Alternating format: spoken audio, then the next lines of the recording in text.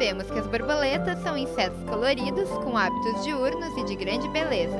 Aprendemos na escola que elas têm um ciclo de vida dividido em 4 fases: ovo, larva, pupa e adulta. Mas o que mais sabemos sobre elas? Bom, eu sei muito pouco sobre as borboletas. O que eu sei é que elas têm um período de vida muito curto e que elas são muito importantes no processo de transmissão e transporte dos pólens. Sei que elas voam primeiro, né? E o segundo que elas geralmente se alimentam das plantas, né? Gosto bastante delas, mas não conheço muito não. Eu lembro de estudar sobre as borboletas quando eu estava ainda no primário. E eu vou lembrar que, sofrem metamorfose, é uma larva que vive no casulo e depois se torna uma borboleta. Que são os insetos, que antes elas eram larvas, passam um período de transmutação e depois viram borboletas. Se as borboletas deixassem de existir, eu acho que não haveriam tantas flores no mundo por causa do pólen que elas carregam. Eu acho que causaria um impacto bastante importante na nossa vida, em função da transmissão dos pólens, transporte de pólens entre as espécies, a colheita do mel e produtividade do mel. Com certeza elas são muito relevantes. Borboletas são insetos bastante sensíveis, por isso podem ser utilizados como indicadores ambientais. Para falar sobre isso, o Pesquisa em Pauta entrevistou a professora Helena Romanovski, coordenadora do projeto Borboletas do Rio Grande do Sul. Confira! Primeiro, agradecer a sua presença aqui, professora, e eu queria começar perguntando como foi a sua carreira e qual a relação com a URGS. Bom, eu também, em primeiro lugar, agradeço a oportunidade, né? Eu fiz a minha graduação já aqui na URGS, né? E assim, como a gente estava conversando, né? A minha carreira foi, acho que, uma sucessão de oportunidades aproveitadas, por assim dizer, né?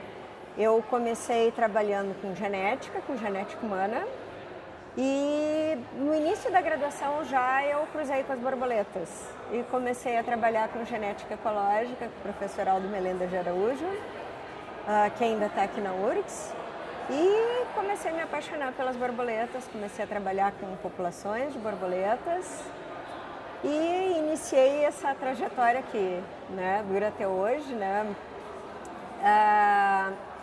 trabalhando mais com aspectos de ecologia de populações, né. Fiz o meu trabalho de conclusão, fiz meu bacharelado com borboletas e fui fazer o doutorado fora.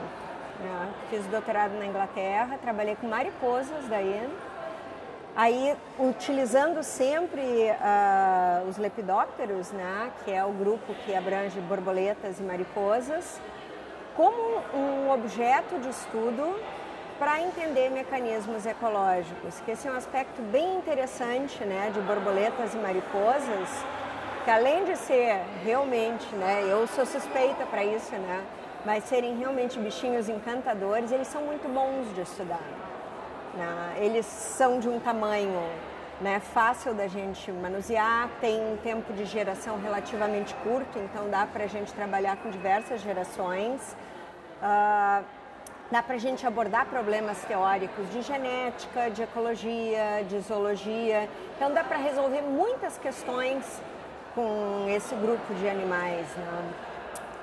Então, durante o doutorado, eu estava interessada mais em entender que mecanismos ecológicos ajudam a controlar o tamanho de populações, já com visão para controle de pragas agrícolas, que na época esse era o meu foco.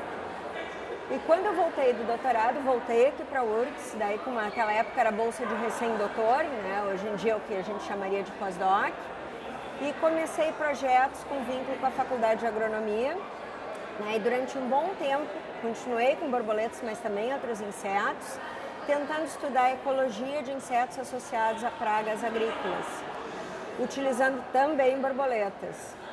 O que aconteceu? Ao longo de vários estudos de campo com borboletas, o que a gente foi vendo é que aqui no Brasil, principalmente naquela época, hoje ainda bem, está bem melhor, né? A gente ia para campo e tu encontravas, além do teu organismo de estudo, várias outras espécies, a gente não tinha a menor ideia do que se tratava.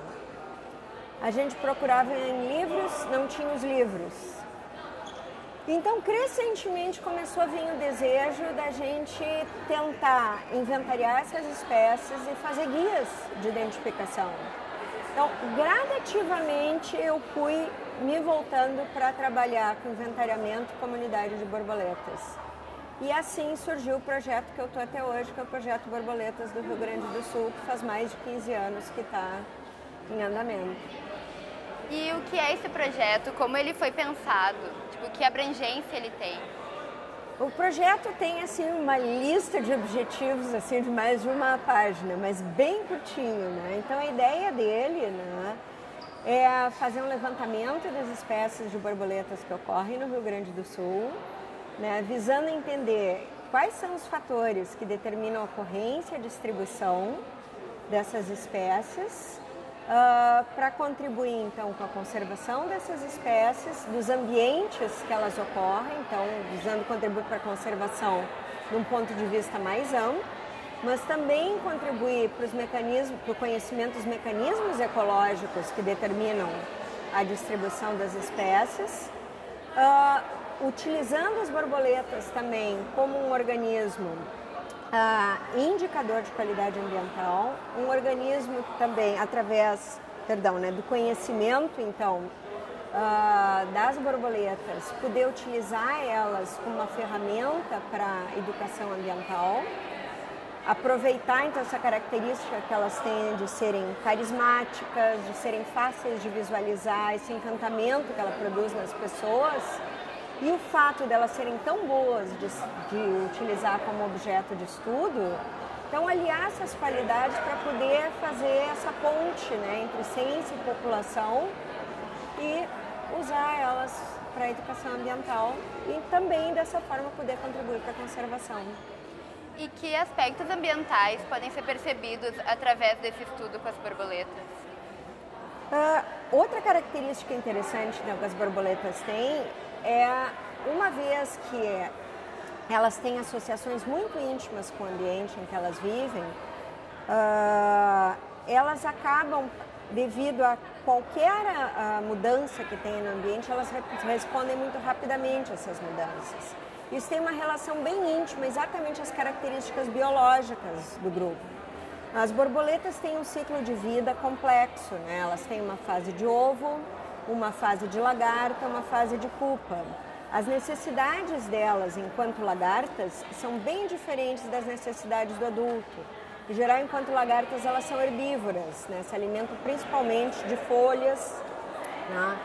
Então, se essa planta hospedeira delas, a planta que elas se alimentam, não está presente no ambiente, ou se ela sofre qualquer impacto, essa lagarta vai responder, ela vai ser menos ou mais abundante. O adulto também vai ter requisitos de temperatura, de umidade bastante específico.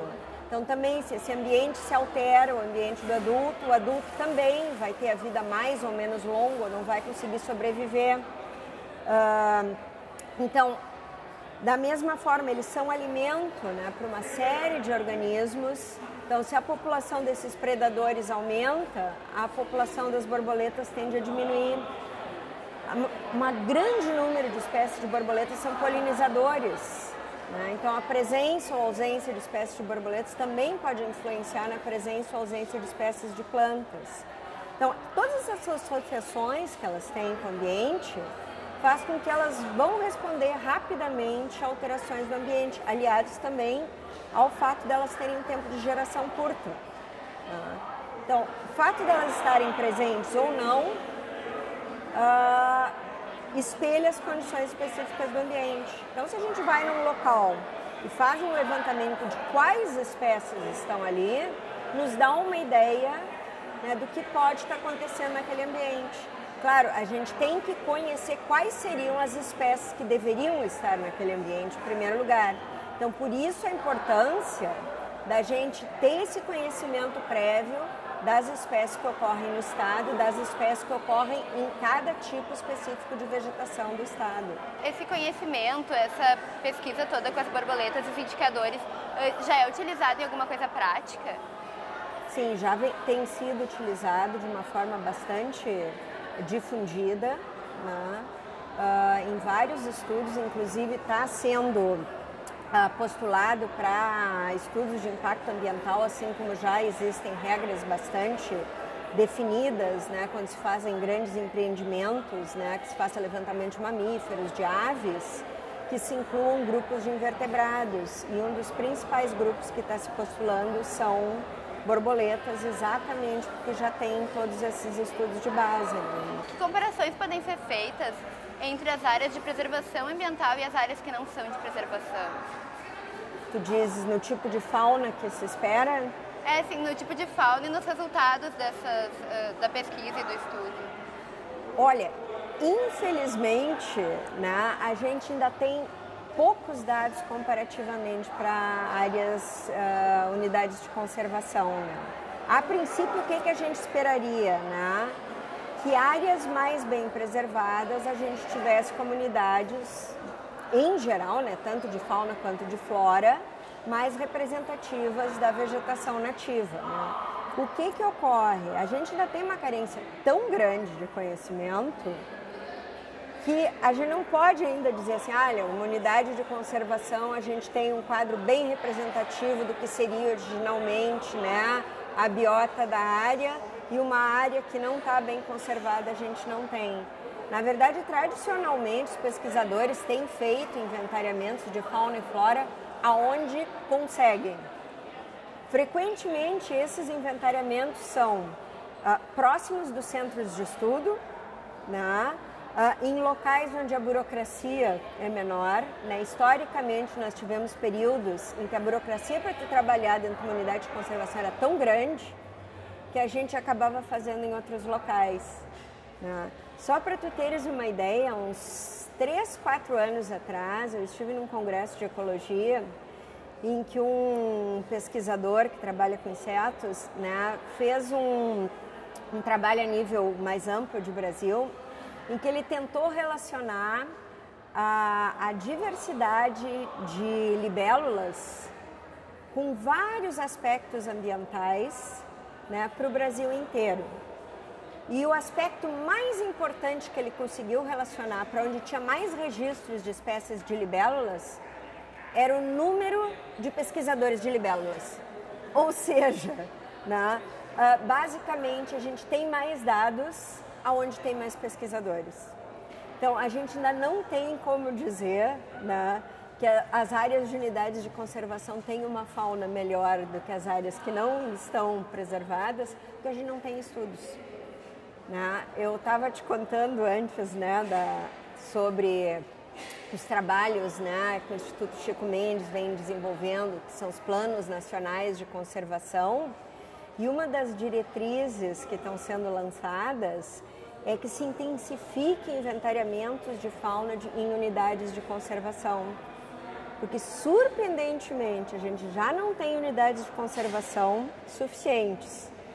Para se ter uma ideia, a recomendação da WWF, né, é que pelo menos 5% do território seja protegido legalmente. No Rio Grande do Sul, incluindo tudo, inclusive reservas indígenas e áreas de uso sustentável, né, nós temos menos de 1,9% do território protegido, é muito pouco.